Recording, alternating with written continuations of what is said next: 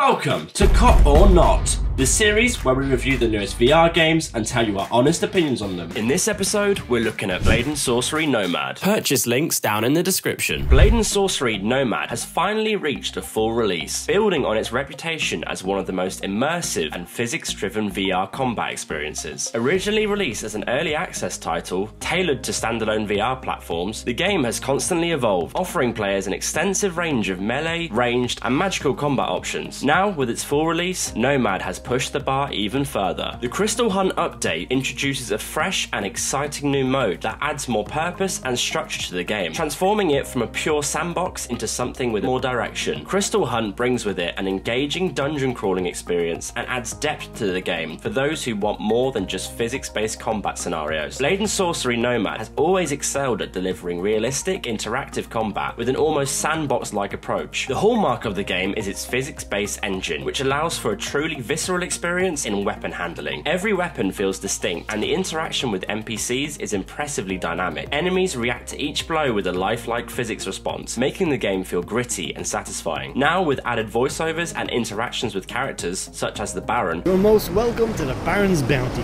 With me, the Baron. Blade Sorcery Nomad excels in world building and immersion. Crystal Hunt also introduces loot, adding a new layer of RPG-like elements. While previous updates focused on expanding weapons and magical abilities, the full game release rewards players for exploring and collecting crystals, which can be used to unlock or upgrade weapons and abilities.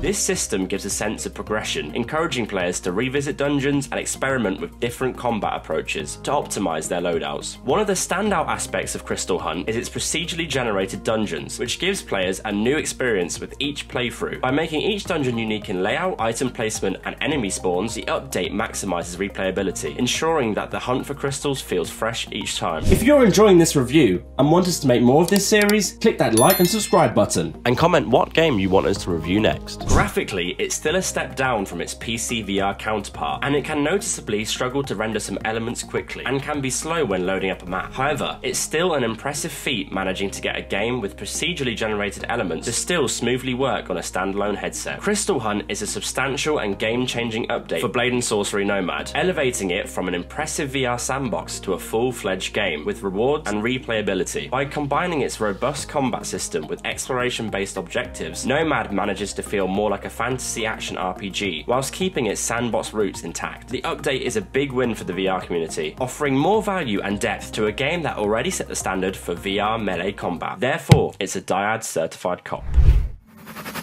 Thanks for watching.